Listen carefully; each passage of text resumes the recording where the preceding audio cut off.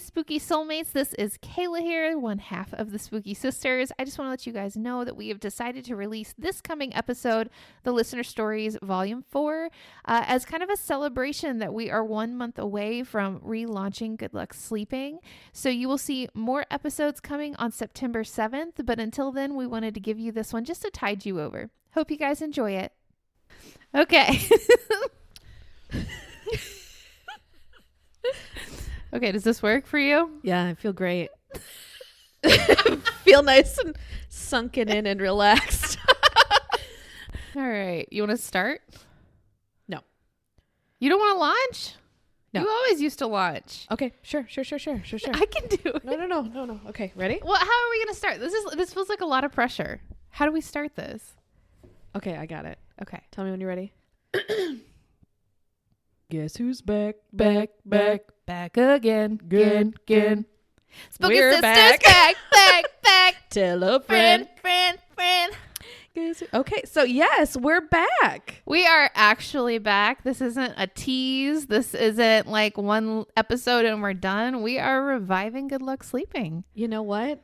We just couldn't live without it. Oh, I got chills saying that. Oh, so good. Maybe it's just cold down here. I don't know.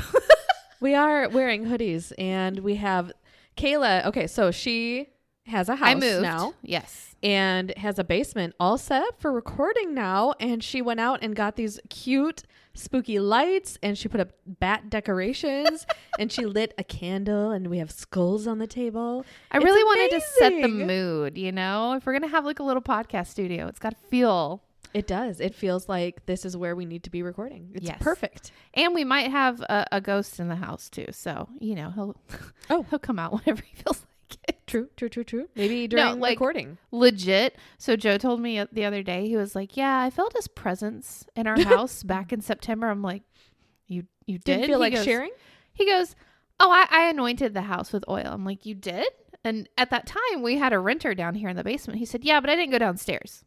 So it would have pushed it down here. Well, welcome to whoever else is here joining us. We're Yes. happy to have you. You're in the right place. I'm so excited that we're officially back and doing this thing again. And it just feels right. It does feel right. While we were gone, while we weren't recording new episodes, we were on. Do you want to explain that a little bit? We were on a break. No, we just decided we were having some mental health issues. All last year. 2020 was, I think, a horrible year for everybody. But in particular, it was really difficult for us. There's no way that we could have done a podcast that year. We were just barely alive, keeping afloat, truthfully. Yeah. And we just kind of went our separate ways for a little bit, and then we came back together and we've been close again ever since. We just kind of needed to deal with our stuff and we got through it all, and we're better than ever now. And we have started talking about the podcast and how much we missed it. And some of you may know that I started my own called Strikes My Fancy, and I was doing it and I was enjoying it, but then it got to a point where it wasn't fun anymore. And the thing that felt like it was missing was my co-host. Me. Yeah, like so sweet. Everybody says we have chemistry, and it's true. Like, we just get along so well. We understand each other so well. And that really, it felt void not having that other half on my show. People do mistake us for sisters when we go out. Like, legitimately. Yes. Yeah. And we look alike. I actually did this gender swap thing and I made us both men and we looked the same. It was so weird. I don't think we make good looking men. No, I'll just be honest. No, I'll stay a chick. But also, while we were not recording new episodes, we were on a different podcast network. Oh, is that what you were alluding to? It was, but you know what? Sorry. I'm really glad that you explained a little bit more of why we were not doing the podcast. But look, we've already decided I'm not totally psychic, okay? But we were on, what was it called? It's the Paranormal Buzz Radio Network, and they were so kind as to take our show and keep it alive, give it a new birth. And it actually, even with old episodes, nothing new coming out, in a year got 5,000 downloads. Was it 5,000 or was it 8,000? It was 5,000. I think it was 5,000 downloads on that network just as like a regurgitated story. Well, that, and while we've been just on hiatus, just having old episodes be uploaded on the Paranormal Buzz Radio. Yeah. Buzz Radio, Buzz Network. I'm so sorry. Just the PBR network. It's the PBR. Okay. So while we were on there not recording new, we're still having new people trickle into our Facebook group. We're still having new listeners come and join us. And it's actually picked up out of nowhere. And I had something sending statistics still to our email. And like we've got more downloads on average per week than we had when we were active. So we were like, you know what? This is a sign. Yeah. Obviously, this show was meant to be because we still want it to be. You guys seem to still want it to be. And we were like, why not? What are we waiting for? Take a crazy chance. Yes. So here we are. I'm so excited. But that actually leads us to, we will be staying on the Paranormal Buzz Radio Network. They were so kind as to allow us to stay on. So we're still out there. Just good luck sleeping. You can find us there. The Paranormal Buzz Radio is officially on Spreaker, but really if you just search for Good Luck Sleeping, you'll find us. And then we have our socials, which, God, do I even remember them? Okay, so the Good Luck Sleeping podcast group on Facebook. If you don't know about that, that's like our little community. We had kind of taken a break from it. We're trying to bring it back, but that is basically where everybody hangs out like a family. We talk, we have polls, we share evidence from the episodes that we discussed. It's a good place to be. So check us out. Follow us on there. New episodes will be posted on there weekly too. So. Yes. And then on Instagram, Good Luck Sleeping Pod. We're actually going to archive the old Instagram and try something new this time. So that'll be coming to you when this launches, I guess. It's probably up now. It's weird recording now, knowing that we're not going to go live for a few months now. Yeah, we're trying to make this as easy as possible because we are moms and we're pretty much working moms, full-time moms. Rachel is. I'm kind of in between jobs, but I know I will be getting a job. And so we're trying to make this manageable so that we don't have to go full steam ahead and then pull back. Exactly. So that's what we're going to do. We're going to keep our 3 episodes a month schedule that we had before. And we're trying to record and build up a backlog so that it makes it easier for us so we can stay live and active for you guys. Yes, ma'am. And then GL Sleeping on Twitter. And we're actually going to be launching a TikTok. So you'll have to follow us there. I don't have I'll record. We don't have the handle yet. Yeah, we don't have the handle yet, but we'll be doing videos as well. And yeah, what do you want to talk about? What we've been up to in life? Surviving. It's so true. I'm sure most of you can relate to that. Honestly, it's like, I don't know about our overseas buddies or Canadian buddies, but here in the US, we're finally starting to get back to some semblance of normalcy. Because if you don't remember, we had a pandemic in between the last time we recorded and now. We did have a good plague. Times. Yes. Oh Lord. And not only was it just a difficult time as a nation as a whole, we just had, I think what Kaila was alluding to is just our personal lives were kind of just chaotic, and we had just a rough go of it. It was really rough. Yeah. Yeah. So we were there for each other during last year, which was really nice and special. I don't think I would have made it through without Rachel. Same. So we needed to get through that and to get our mental health kind of where it needs to be. And we're both doing wonderfully, and good things are on the horizon for both of us. But, the show is a big part of that. So yeah, and we missed it so much, and it just felt like that was the one puzzle piece that was kind of missing. Yeah. To our happiness. Yeah. Like Kaila said, I'm working full time now. I wasn't when we recorded before, but she works hard for the money. Rachel is kicking ass at this job. I've been so proud of her. Thanks. Yeah. So I get to work from home, which is nice, but it is full time, and it's a stressful job, but it's a good one. It's just, it's nice to have something to put my name on and to be proud of. But that's just career-wise. I'm happy to have it kind of here, hobby-wise too, just to have something that I can be proud of. But, kids are doing great. Family's doing great. That's what I've been up to. Our kids are growing up. My little Oliver, he's a 1.5-year-old wild person. Were you still pregnant when we... No, I had just had him. We took a hiatus shortly after I gave birth. And then I think we did like 1 or 2 episodes before we were like, we just got to we got to quit. He was an itty bitty little thing back then, and now he is wild and grumpy. He's my little Scorpio. And if y'all know Scorpios, you know that they are sassy. So Indeed. he very much is. But yeah, I've been working too, and right now I'm in between jobs and potentially getting hired on another one, fingers crossed, next week. So I've missed this. Strikes My Fancy didn't feel right. I may come back and do something with that at some point if you were a listener of Strikes My Fancy. But for right now, this is where I'm putting all my energy and my time as my hobby. So we're really excited to be back. Woohoo. And it didn't feel right to launch the show without finishing up the listener stories that we got back in, it was like February of 2020 was the last one that came in, I think. So we're going to read those to you guys today. And that leads me to say, too, if you have a story, like a paranormal experience that you've been through and you want it to be on the show, we do listener stories episodes pretty regularly. I think we had like 3 in our backlog, our first season. So, this is season 2. We have a season 2. It is. How exciting. Hey, that's exciting. Okay. Aww. So send them over to us. It's goodlucksleepingpodcast@gmail.com, and we might read it on the show. Okay, well, we'll start with the other Kaila. This is from a Kaila Braswell, and she says, "Hi, my spooky soul sisters. My name is Kaila." That's so funny. Name twins. "And I have been a listener since the very beginning, and I love the Spooky Soulmates. If you're new here, the Spooky Soulmates is what we call our family here on the interwebs. Indeed. So welcome. You are part of it now. As soon as you guys started doing listener stories, I knew I needed to share one of my many experiences with the paranormal. Warning, it's a long one.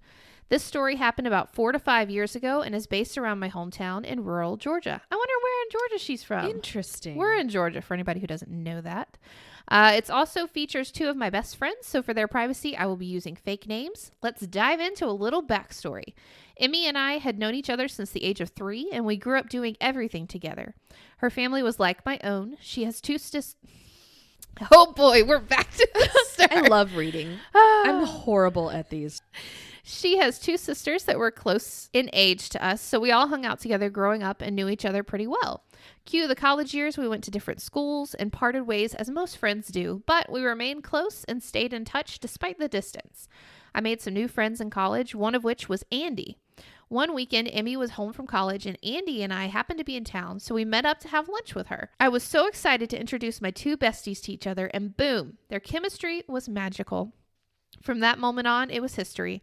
They immediately fell for each other, and I was asked to be a bridesmaid in their wedding. Aww. That's so romantic. Emmy arranged for all of us to stay the night before the wedding with her in this gorgeous old Victorian home located in our hometown. I was so flipping excited to stay in this house. I'd always seen it driving through town and admired its elegance and southern charm. The night before the wedding, after the rehearsal, the groomsmen and bridesmaids all hung out with the bride and groom in our local park down the street from the house we were staying in. Emmy and I have always loved ghost stories and the local lore and legends. So, naturally, being the locals in the group, we had to live up to our southern heritage of telling a haunting tale to spook the out-of-towners. I began to tell the story of Pearl Taylor. This is a real story, and the story was actually featured on the Dead Files episode titled Pandora's Box, which we should totally watch that it. one. I think I've seen all of the Dead Files episodes, but I saw that. I just got the Discovery Plus free trial so that I could watch an episode for another episode that we're doing, and I'm hooked. Yeah. Dude, I don't want to get rid of it. It's got everything paranormal on there. I don't get scared about paranormal doesn't scare me, period, anymore, really, but that show sometimes really gets me. Yeah. I don't know. I watched Ghost Adventures because they were talking about the place that I'm going to be talking about later. It was not scary. I was just like, I don't feel anything. This is weird. Well, You've desensitized me. Also, that show was Zach Baggins. Drives me absolutely It was insane. the second season too, and he was just like long pauses for no apparent reason. It was terrible. It was terrible. He's so arrogant. Sorry if you like so him. Stupid. And the way he dressed. Oh my God. Sorry. Okay. Anyway, back to stop bashing Zach Bagans. As a child growing up in the community, I'd always heard the story of Pearl in the haunted house. That sounds like a book. Pearl and the Haunted House. and I'd actually gone on a tour of the home with a group of friends from school. The previous owner mysteriously moved out abruptly with no notice and had been acting oddly, according to neighbors. He had been reclusive, paranoid, and withdrawn before moving out. He left behind almost everything, including heaps and heaps of angel and cherub statues, figurines, and religious artifacts. Huge red flags. The current owners were skeptics and at first believed none of the small town gossip, but soon they began to experience weird occurrences on a daily basis. They would hear noises, find things misplaced, feel someone watching them, and most notably, the cabinets in the kitchen would be opened and dishes broken. It had all the typical makings of a haunting. The most disturbing portion of the story was the fact that their daughter with special needs revealed that she had been communicating with an imaginary friend who, you guessed it, was named Pearl. The mother started looking into the history of the home and discovered the horrible tragedy that had happened there. I'll do my best to retell the Cliff Notes version. Pearl was prepping to go to college and had a bright future ahead of her, and right before she was set to go, she had a freak accident and fell down the stairwell and lit herself on fire with the oil lamp she had been carrying to sea with. Oh my God. She did not have an easy death. She lingered on for a few days before passing. The mom was able to locate a photo of Pearl and her family from the local records and brought it home to her daughter, and she identified Pearl as her playmate. Of course. Cue the chills. I still get freaked out thinking about it. They never truly seemed scared of Pearl or whatever kind of entity that was dwelling in their house until their daughter began engaging in dangerous behaviors that were not something she would normally do. She had on one occasion locked herself in her room or closet because Pearl had told her to, and neither she nor her mother could get the door open. Eventually, they busted her out, but it was a wake-up call to the family. This entity was actually a threat to them. Let's cut back to the park. After I've recounted my chilling tale to the group, we are all satisfactorily freaked out for the night and decided to head back since it was pretty late and we had a big day coming. The house we were staying in was in the same vicinity as the Pearl Taylor home, which was also a little unsettling. The house had a different air to it when we came back that night. Oh, I felt that air many times. I have always been sensitive to things around me since I was a child, and I felt it in my bones that something was there watching me. I kept seeing dark shadows in the edges of the mirrors in the house, and I knew I was on edge like the rest of the group who had also noticed the house seemed a million times creepier in the dark. One thing I'd like to note is that we were staying on the upper level, and half of the upstairs was walled off with sheets of plastic because they were still renovating. The attic was open and exposed. This fact alone gave me bad vibes. Our bedrooms were gorgeous. All the furniture was period items and antiques. We split off to each of our shared rooms, and I bunked with Emmy's oldest sister, Jen. Our room was the largest. There were 2 twin mattresses on iron bed frames on opposite sides of the room facing each other. Our room was also connected to an exposed side of the plastic, which moved constantly because of drafts, I assume. Okay, let's stay here. It's in Georgia. I know. It may be like finished renovating now, though. But it's haunted still. Yeah, we should. Okay. I have thoughts for us in the future, but this reminded me of it. But yes, continue. We all said our good nights and turned in. It's important to note that I always bring earplugs and a sleeping mask when I'm traveling so I can sleep and shut out any noises or light I'm not used to. I fell asleep pretty easily, but I awoke to my bed shaking violently and I was completely frozen. Nothing would move. All I could do was pray over and over in my head. When I say I've never in my life been so scared, I mean it. This bed was heavy. I mean a solid metal antique bed. Also, remember the whole mask and earplug thing? I really regretted that right then. Part of me, I think, was thankful, though, because God only knows what I would have seen had I not been wearing my mask. It seemed like it went on forever. I tried to steady my breathing and calm myself down because I could feel myself hyperventilating and losing my shit. I got my breathing under control and it finally stopped. I had to literally count to myself in my head and hype myself up to remove my eye mask and look around the room to see what the hell was going on. I finally got the courage to sit up in one swift motion and rip off my mask. There was nothing. No one. I scanned the room and then I considered running across the room and jumping into the twin-size bed with slumbering Jen. But I told myself maybe it was the train rattling the old house since we were right near the track. But I never heard a train whistle or anything that would indicate a train was rumbling by. I knew something had shaken me awake and that it was powerful as fuck to move that bed the way it did. All I could do was lay there and stare at the ceiling and jump at every noise. Oh, I forgot to mention when I pulled out my phone to flip the flashlight on, the time was, of course, 3:15 a.m. Are you freaking kidding me? So as I am laying there contemplating all the horrible creaks and sounds I'm hearing, something breaks through the night. A female voice singing. Of course, my rational brain was already like, calm down. It's just Emmy's other sister Candace practicing her song for the wedding tomorrow. It went on for a bit and then stopped. I couldn't make out any of the words, and I can't remember the melody to save my life because, let's be real, I was scared shitless to say the least. I didn't sleep a wink after that. As soon as my phone said 6 a.m., I got up and started preparing for the wedding and tried to be quiet as the other girls slowly began to wake. Emmy's sister Candace surprised me in the bathroom as she had already been awake. I asked her about her late night vocal practice in a joking manner, and she looked at me all confused and said, I didn't practice last night? What are you talking about? I almost passed out on the spot. I told her what had happened, and once the other girls joined us, we swapped stories and realized 2 of us had heard the female voice singing, so I wasn't crazy. The bride and maid of honor heard scratching and footsteps in their room, and most of us felt we sensed a presence. They were horrified when I told my story about the bed shaking. We made it through the day and the wedding without any weird things happening, but I refused to go back upstairs alone. I made at least one other person go with me. When I got my stuff to leave and settled down in my car, I felt an instant relief, like something let go of me. I honestly think me talking about Pearl brought it on and disturbed whatever was nearby. I had nightmares and didn't sleep well for weeks after this incident, and I felt like whatever it was had latched onto me.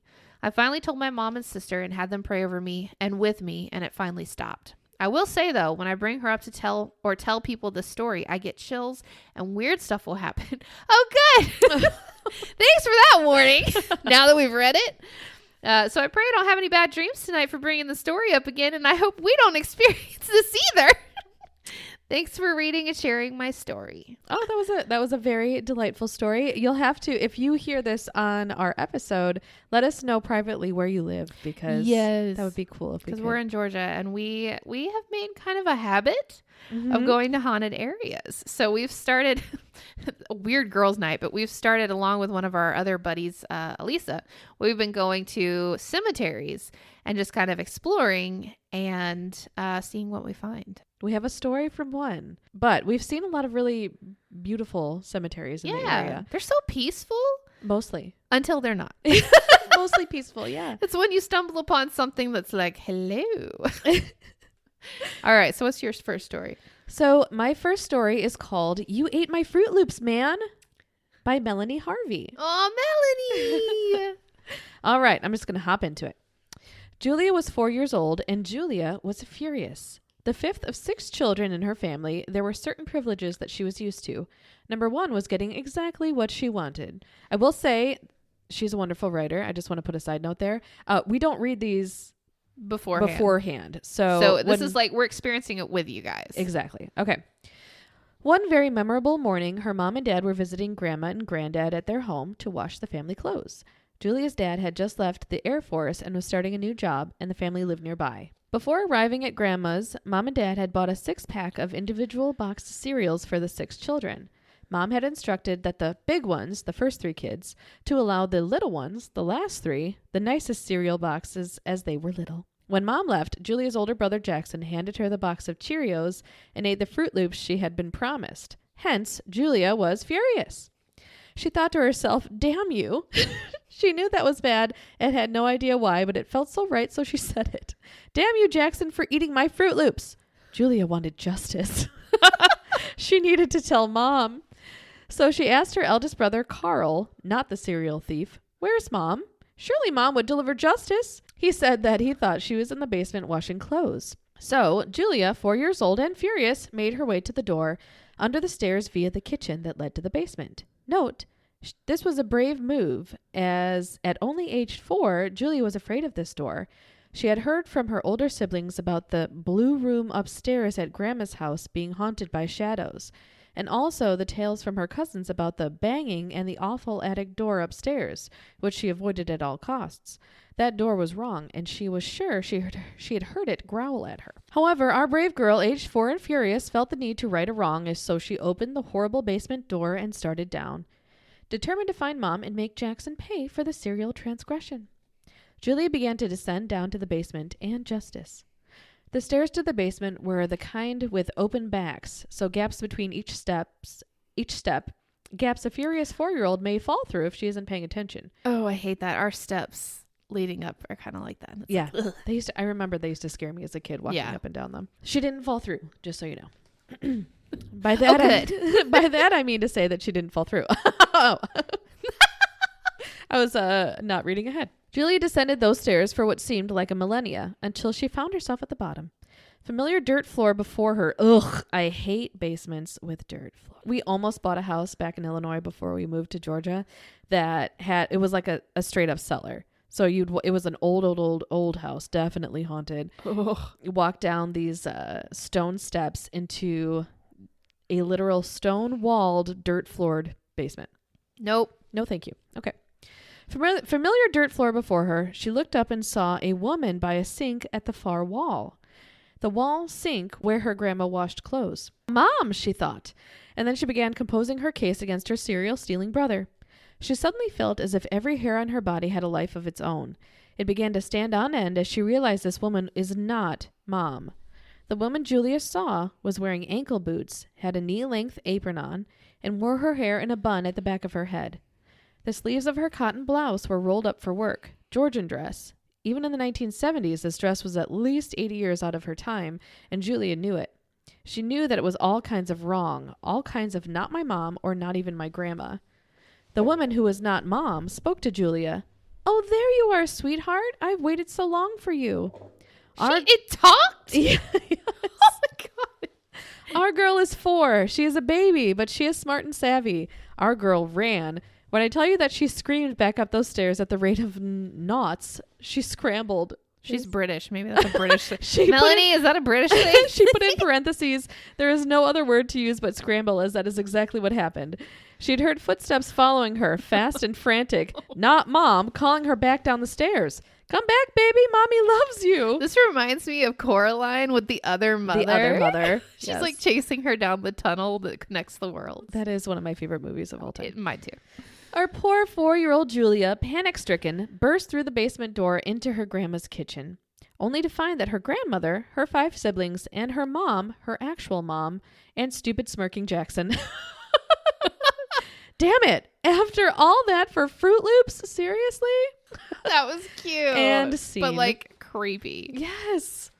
Did y'all I want to know, did she recognize the woman? Like, was it a relative? I feel like it must have been somebody who lived in the house previously or something. That's Either crazy. that or she was about to get kidnapped by a ghost. Right? Okay. So this one is from Annie. It's titled, There Are Plenty of Ghosts in Africa.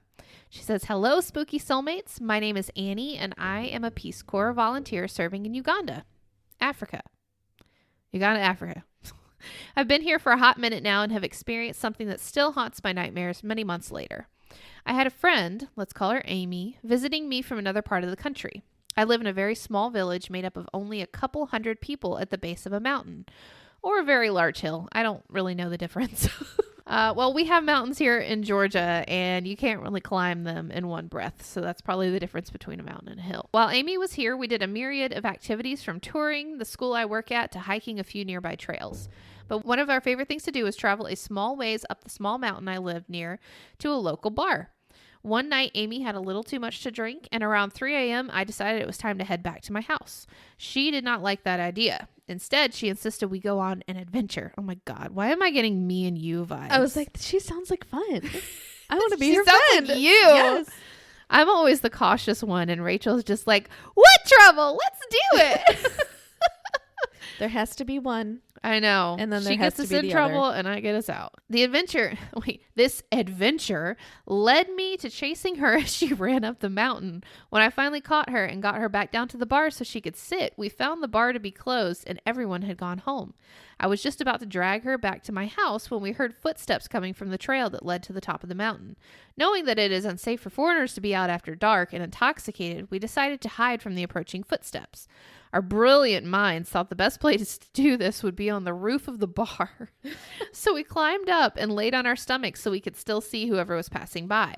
To our surprise, it was just one person, but what looked like a group of about 100 walking silently down the mountain, holding what looked like old-fashioned kerosene lamps to light the way. Hold up. So they're phantom lights? To our surprise, it was just one person, but looked like a group of about 100 people walking silently down the mountain holding old-fashioned kerosene lamps. As they passed, both Amy and I got goosebumps. Mind you, I live basically on the equator, so I'm very rarely cold, and we sobered up really fast. They continued to walk silently past us and down the hill for what seemed like hours. After they had gone, Amy and I climbed down from the roof and silently walked back to my house.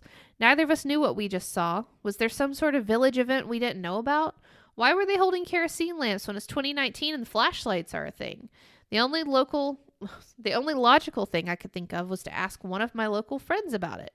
So the next morning I found my friend and asked her about the people that live at the top of the mountain and why they were all walking so late at night. She looked at me with such confusion I thought she didn't understand me for a second. But after I asked again, she told me that no one lived on top of the mountain and there would be no reason for that many people to be out so late. Amy and I haven't really talked about what we saw that night since then. And to this day, I refuse to go back to that bar or anywhere near the top of the mountain. I love you guys and your podcast so much. Stay spooky.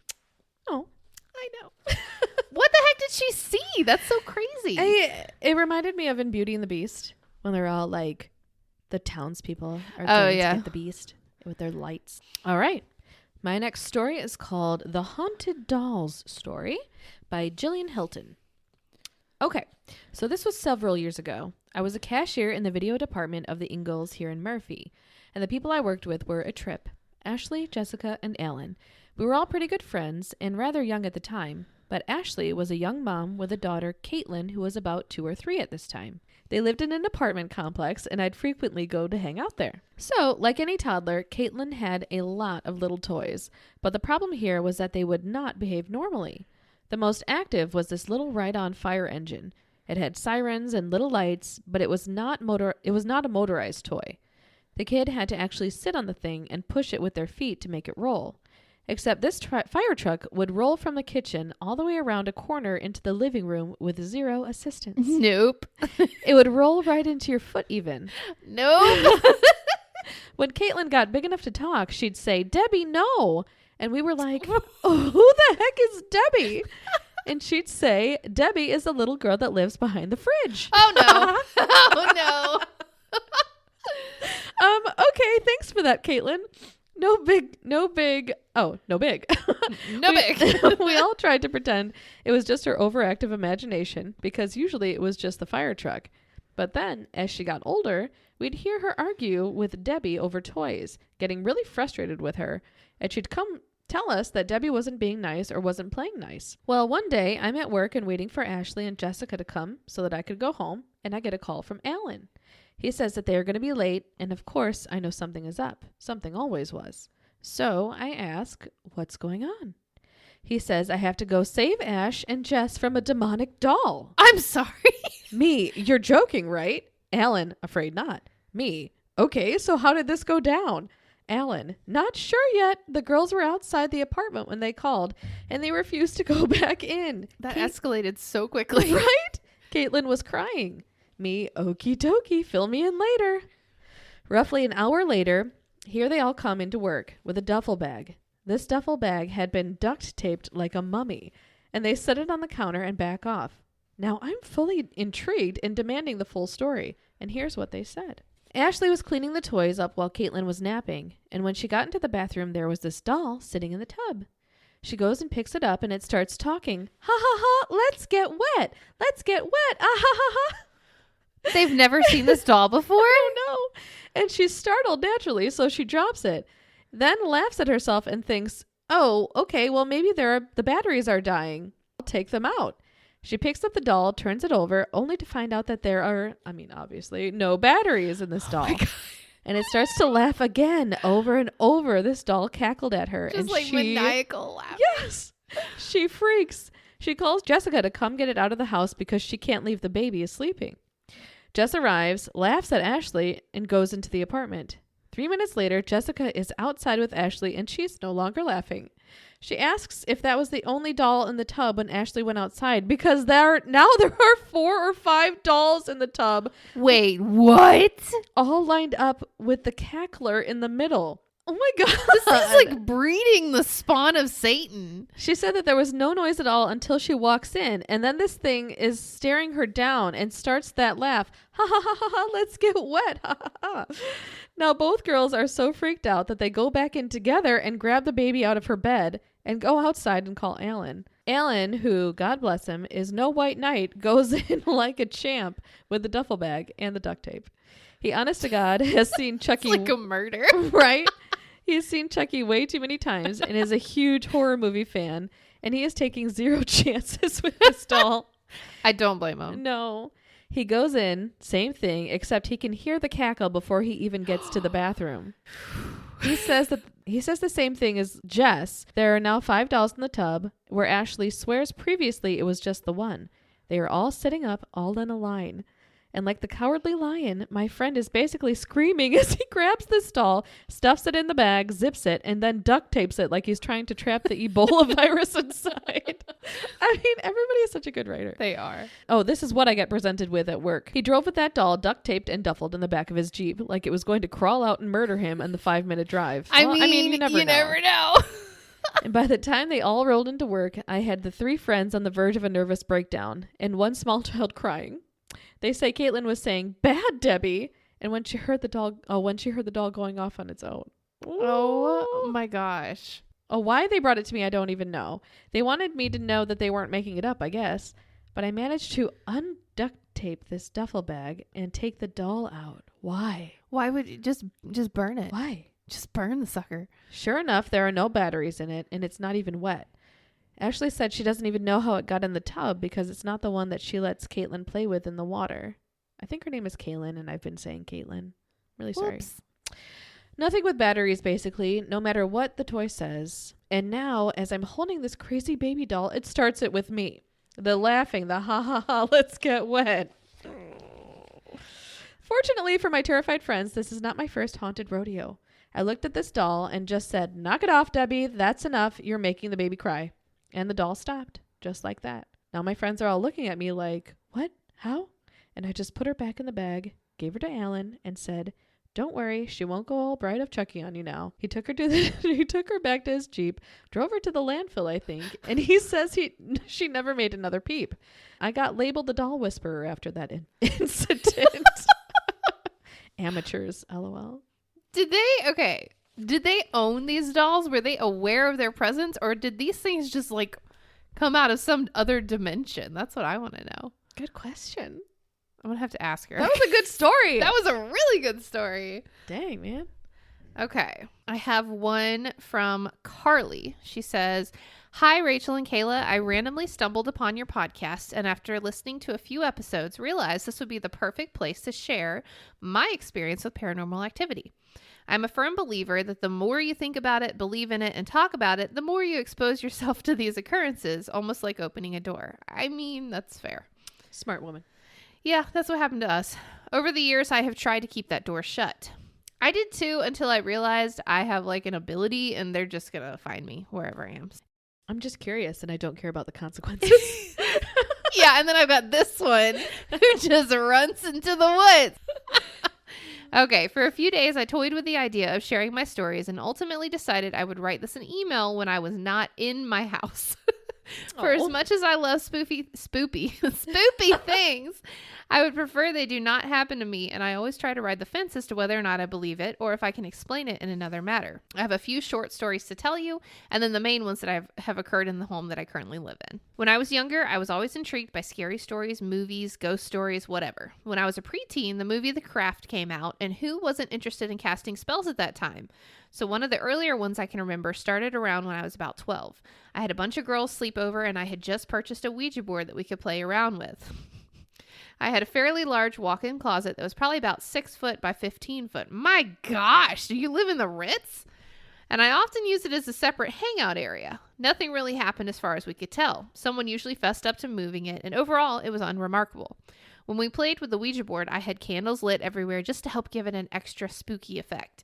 The next day, when all the girls went home, I went into my closet to clean up, and the Ouija board was snapped in half, and there was candle wax everywhere. I just got chills. Oh my God. Okay. My mom is super paranoid about pretty much everything. So I made a point to put the candles on either trays or plates to catch any wax drippings and just to make sure they were not near anything flammable. This dried wax was all over the carpet, all over the Ouija board, and anywhere it could have possibly splattered. I remember the week or two following, I was so worn down and exhausted, almost if I had come down with the flu. I didn't have a fever, but my parents kept asking what was wrong with me. I've always been an early riser. 8 would be sleeping in. Can't relate. Nope. And I remember waking up at 2 p.m. in the afternoon with my parents sitting around my bed wondering what the hell was going on with me. I tried not to think too much of it all, and the lethargy eventually subsided. There was another time shortly after when I was sitting in my family room watching a movie. It was late, probably around 12:30 or 1. We lived in a large house with a very open floor plan and foyer. I was the only one awake when it sounded like someone had pushed a large piece of furniture down the staircase. Mind you, the position I was sitting in, I had had a shot of the last 4 steps. Our staircase was 10 steps down a small landing, and then 4 steps that veered off to the left, so I guess you could see those. My heart jumped into my throat because I couldn't imagine what could have taken that kind of tumble down the steps. I literally heard something hit each step on the way down. Once it quieted and nothing was on the landing, I jumped up from the couch and ran over to the steps. At the top, to the right, there were 3 more steps, a landing, and then my parents' bedroom. There was nothing on these steps. They had slept through the whole thing and no one else had heard it. My dad is a contractor and built our home in our development. Oh, so like a housing development. Okay, got it. Welcome back to Rachel and Kaila not knowing what anything is. It was a fairly... But we're smart, I swear. Yes. It was a fairly new development that sat up against a golf course. When we were kids in the summer, we were always running around the golf course at night once it had shut down. The one night we were out there and we found a sign in one of the dunes that there were ancient Indian artifacts found within the land. So, poltergeist much? On a lighter note, possibly even a guardian angel occurrence, when I was 16 years old, my girlfriend had just gotten her license and everyone was going down to the metro parks in our area to have a bonfire. By the time we finished up, it was dark, and all of the roads are very windy and curvy to get back up to the main traffic. Being kids, we were laughing, listening to music, and my friend didn't notice a curve in the road, plowing straight through a guardrail and into the trees. She rolled twice and landed upside down near a pond. Of everyone in the van, my seat was the only one to not have an airbag deploy. We had to kick out the window and crawl out of the van. We were all pretty much stunned, but here we are in the middle of the woods, complete darkness, and very confused on our whereabouts. All of a sudden, a white male, probably in his late 30s, early 40s, and a long tan trench coat and a briefcase of all things, reminder, we're in the middle of the woods, came walking up to me and said, "Don't worry, I called for help. You should put this on your face," and handed me a towel. Apparently, I had cuts all on my face and throughout my scalp, causing blood to run down my face. I wiped my face with a towel, and when I looked back up, he was gone. No one else in the group even saw him. Aside from a few bruises and scrapes, we were all okay. The police and paramedics on site said none of us should have walked away from the accident. It reminds me of, what is his name from Supernatural, the angel? Okay. Castile? Castile or Castile? Castile? Yeah. Yeah. Reminds me of Yeah, Cass. I think they call him Cass. Yeah. The cool kids call him Cass. Yeah, no, that's what I was thinking too. Fast forward to my husband and I looking for our first home. I was 8 months pregnant at the time, and we had agreed to hold off until after the baby was born. One day he came home from work and said he found a home that he had fallen in love with. Right from the get-go, I just had a bad vibe about the house. There was something very unsettling about going upstairs, and despite everything in the house being dated from the 50s, the basement, which was accessible through a staircase in the garage, had 4 crawl spaces that were all freshly paved over on the insides. The woman who lived there before us apparently hated children and had tall bushes that she had grown surrounding her house. She refused to engage with the neighbors, and overall, the consensus was that she was a very nasty person. Despite the bad vibe that I had, my husband was adamant that this was a wonderful neighborhood and an area to raise a family, and after all, I could now bring my daughter home from the hospital to our house and not hike up the third floor of our apartment. Everything was fine in the beginning because I refused to go in the basement, and there was no reason for us to go upstairs. Up until my daughter was 3, the upstairs of the house was pretty much just used as an attic/storage area because the master bedroom and my daughter's bedroom were on the first floor. The upstairs consisted of a bedroom with a large cedar closet, a full bath, and then another large bedroom that attached to a large walk-in attic. Often when my daughter was little, I would hear voices of men arguing over the baby monitor. Ooh, I hate that. My husband doesn't believe in anything paranormal and explained that baby monitors often will pick up radios from truckers, etc. Okay, I can kind of see that. My husband is a police officer and he had a rotating schedule, so one night when he was on the night shift, I had come home from my mom's and walked in the door with my daughter and my Pomeranian Maximus. Oh, sweet. Because I took him everywhere with us. How the layout of my home is that as you walk in from the garage, you're in the laundry room. Straight from the laundry room, you can walk into the kitchen and then into the dining room. From the dining room, the family room is to the left. The living room is to the right. And if you go straight through the dining room, you enter a hallway where there is a full bath on the left and then the master bedroom on your right. And then my daughter's bedroom is at the end of the hall. So this is kind of like important for visualization. Well, Maximus usually scurries in the house and runs to his comfy little spot on the couch in the family room. But instead, as we were walking through the kitchen, he ran into the dining room, stopped, growled, lowered his body to the floor, and started growling and barking at the ceiling of the dining room. While he was in a lowered position, he refused to break eye contact with the ceiling and shimmied backwards into the kitchen. Oh my God. I know. I don't like this. He refused to walk into the dining room. It got to the point where I felt so uneasy, I had to call my husband to come home. For a while, not much went on other than things falling over or odd noises. But again, I tried to write them off as something other than paranormal. For example, the one day I was watching TV in the family room and I heard something slam on the ground in the kitchen. When I went in the kitchen, there was a loaf of bread dead center of the kitchen on the ground. Mind you, it would have had to have fallen off the counter where it had been placed. So it wouldn't have hit the middle of the floor. Yeah, it would shouldn't have been in the fallen, middle, yeah, basically. off the counter, Yeah. yes. So it would have had to been dropped there physically. Like that wouldn't have happened. At times when I take a shower, I will leave the bathroom door open because let's be honest, moms don't get privacy. And throughout the shower, I would call out to make sure the girls were okay. Often when I shower, I hear someone running up and down the hall outside the bathroom. Many times I would yell out to stop running or ask who was running, only to find out the girls were watching TV or sitting down. Well, that's what they say. True. Could have been children. You never know. When my oldest daughter was about 2, we decided to renovate one of the upstairs rooms into a playroom. I wasn't crazy about the idea of having to go upstairs, but I thought it would be nice to have a place to put all of her toys. I can't imagine buying a house and just never going on the top floor. Right? Just because it creeps you out.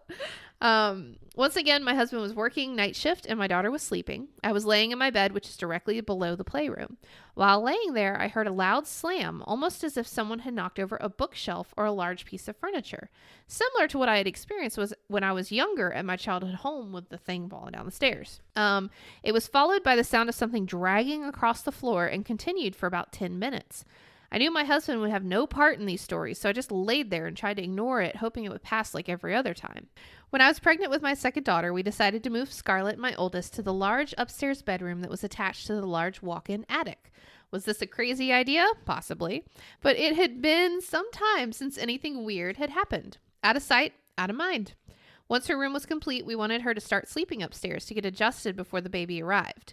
Every night I would lay with her and rub her back until she fell asleep, but one night in particular, in the dark, she asked me, "Mama, who's that little boy?" Yeah, she did. On a small shelf across from her bed, I had put a picture of her from when she was little and had short curly hair. So I asked her if she was referring to the picture. She said no, the boy standing over there. Of course, in a movie, this would be the time that you would scream, "Get out of the house." But instead, I just told her it was nothing and kept rubbing her back. I figured at this point, nothing has harmed us and not to feed into it.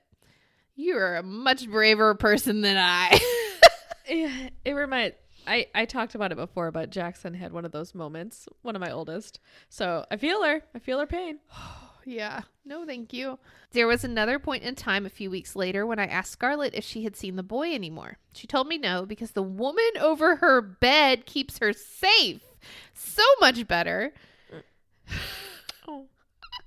You don't know what it or ooh. Oh.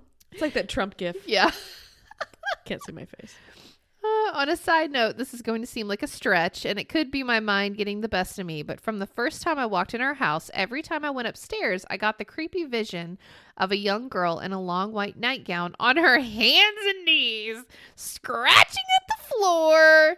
My husband says I watch too many horror movies, which she no longer does, but that is always what pops up in my mind. It's Diana! Dirty Diana. We watched Lights Out. over the weekend. Oh, such a good movie. So good, but oh my God, terrifying. Yep. A few weeks after the boy incident, and I'm in Scarlett's room putting laundry away by myself, and I started to get that eerie feeling again.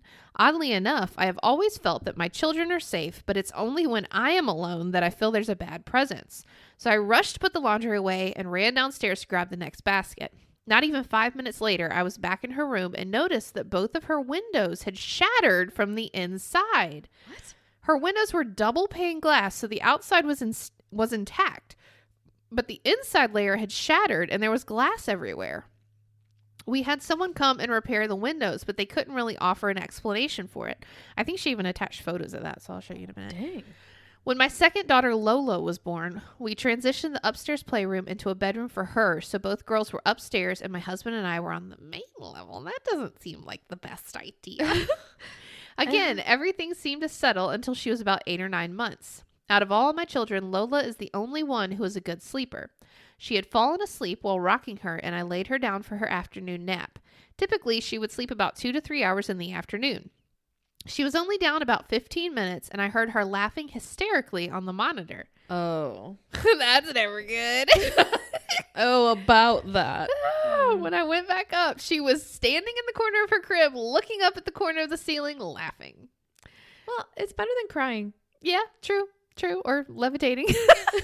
Much better than levitating. When Lola was about 2, we were playing hide and seek in her room, and she playfully tried hiding behind her curtain. When she lifted the curtain, I noticed that there was glass all over the floor, and her window had shattered from inside as well. What the crap? Okay, windows are expensive. You need to tell this ghost to stop breaking your damn windows.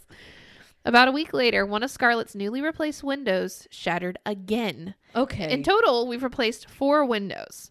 Somehow, my husband is still not a believer at this point. I'm like, could it be like, I don't know, pressure, like structural pressure? Or like a temperature change? But those double pane ones are supposed to be like super heavy duty. Yeah. I would get like a structural engineer out there and Yeah. be like, what is happening? And then he tells you, oh, this is nothing that I can explain. Yeah. On another occasion, Scarlett was back in the room that Lola had as a baby that was also used as the playroom. That one has the large cedar closet attached to it. She was about 6 or 7, and I was rubbing her back to sleep, and though her room was pitch black with her blackout curtains, there was a large circle of light on the closet door leading to the cedar closet. I got up to see if moonlight could possibly be seeping through the curtains or from under her bedroom door, and there was no light entering the room. Cool. Cool. When Scarlett was 7 and Lola was 3, they were playing in Scarlett's room, the room with the cedar closet, and the door was closed. I went to open the door and it was locked. I reminded Scarlett she was not allowed to lock the doors and to unlock it. She came to the door and said that it wasn't locked. She tried opening it and could not. I tried from the outside and couldn't open it. The girls started to panic, yelling and crying, afraid they were trapped. I began ramming the door with my side, and after a few minutes, it just opened without any resistance. Like in all the horror movies. I know! This is like The Conjuring. Or The Conjuring. How did I pronounce it? Conjuring. You know what? I flourished it a little bit. You talked about Annabelle. I'm talking about The Conjuring. Now I can't say it right! What the... The Conjuring. Conjuring. There you go. Conjuring. The emphasis was on the right syllable there. Okay. I now have 3 daughters, and Scarlett is still in a room by herself, and Lola and Hazel. I love the way she names her daughters. I love the name cute. Lola for a little girl. I think that's so cute. And Hazel share the large room attached to the walk-in attic. Lola and Hazel share bunk beds, but they are set up in an L shape, so Hazel's head is completely under Lola's bunk. Usually my husband or I will be the one to get the girls down, and we will take turns. We were both upstairs when we said goodnight to the girls, and then I laid next to Hazel waiting for her to fall asleep. On the side of Lola's bunk bed is a built-in staircase with drawers underneath to get into her bunk. So as I'm laying there with Hazel, I hear someone walk up the bunk bed steps, and lay in Lola's bed? It was to the point where I heard the mattress creak from the weight. In my mind, I'm questioning why my husband would come back up tonight knowing I was the one handling it. I would have moved or said something, but getting Hazel to bed is one of the biggest challenges of my day, so I often lay there pretending like I'm sleeping with her so she follows. Once I could tell she was out, I got out of bed and peered into Lola's bunk. She was sound asleep. I went downstairs and asked my husband why he came back up and what he was doing in Lola's bed. He was in the family room watching TV and said he hadn't moved since. Okay, so He never came back upstairs. Creepy, creepy. There's not a time that I go in the basement that I don't keep my eyes down, get whatever I have to get, and book it back up the steps. I always feel there's something watching me or near me, and I can't close the garage door fast enough behind me. I feel that. I've tried looking into the history of our house, but as far as I know, there have only been 2 owners and nothing much to report. However, at the top of my street, about 4 houses away, is Clegg Playhouse, which has been in a couple books as one of the most haunted places in Ohio. Could there be something possibly carrying over to my house? I'm not really sure. Since moving into our home, I have always woke in the 3 o'clock hour, which I have learned from your podcast is the witching hour. Oh, sorry to pass that info on. But glad we can educate you. True. Along with this, I work from home on the weekends, and my computer that is shut down turns on with the screensaver shining bright into the hallway. What once was Scarlett's bedroom downstairs is now my office. An experience I had outside of my home was at work. I have been a psychiatric nurse for 9 years and have seen some pretty crazy things on the units.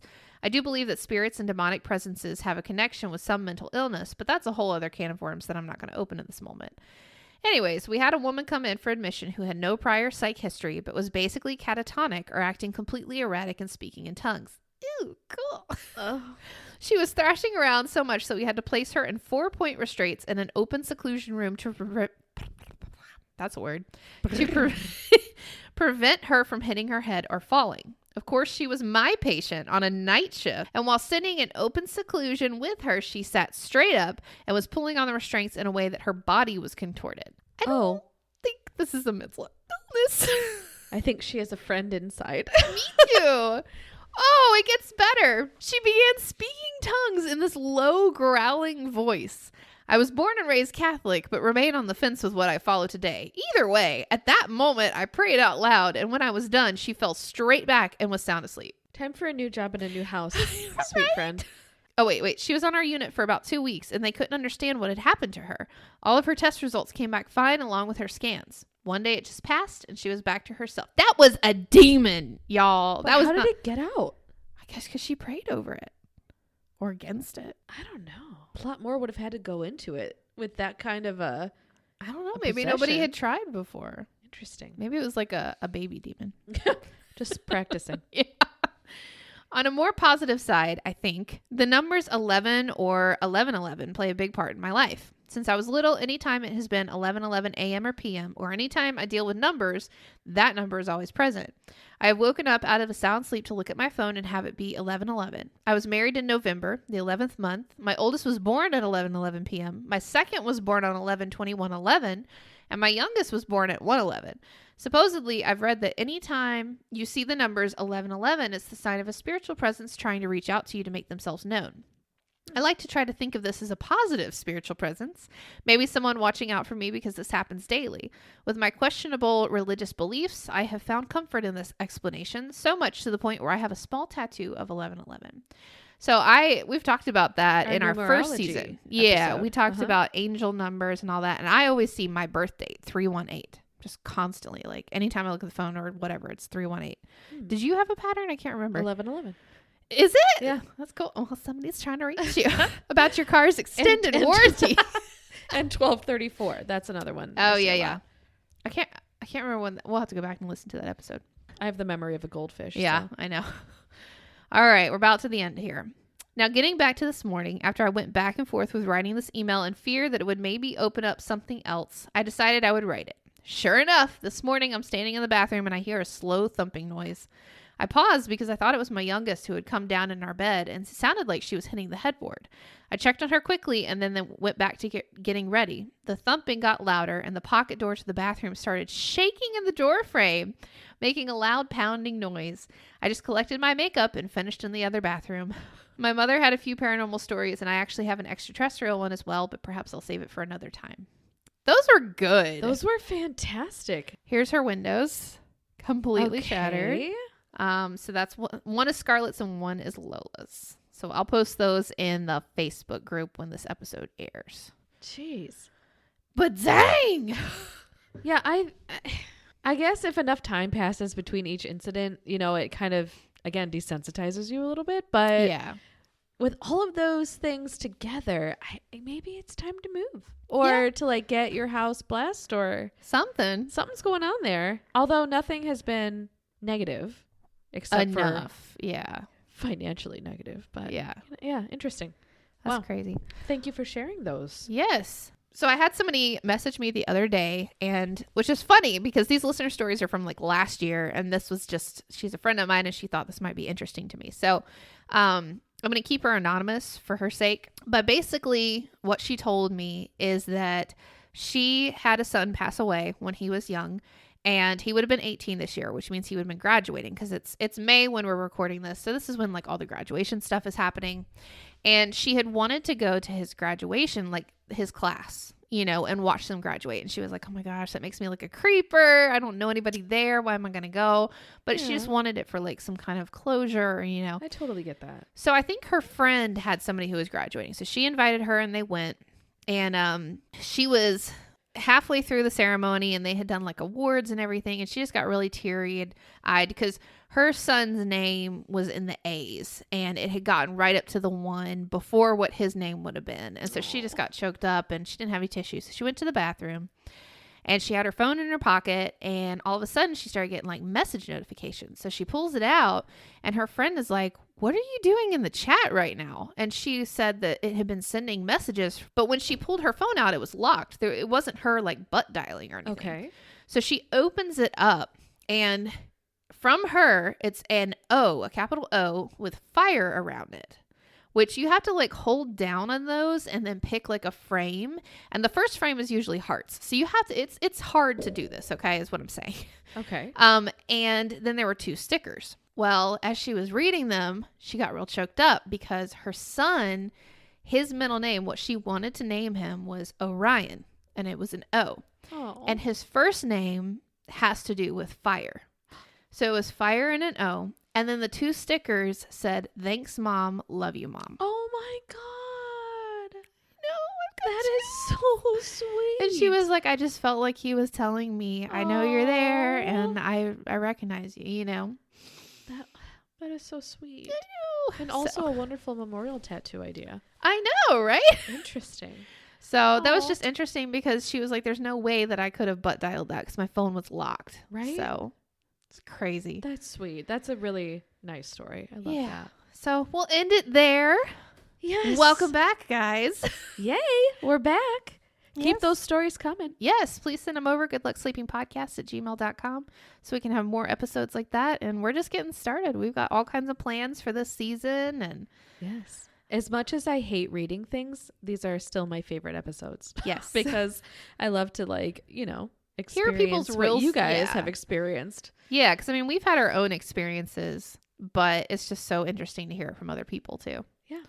All right. Well, thank you guys. You guys are such good writers, and can't wait to see what y'all think of this episode. Good luck sleeping. Good luck sleeping.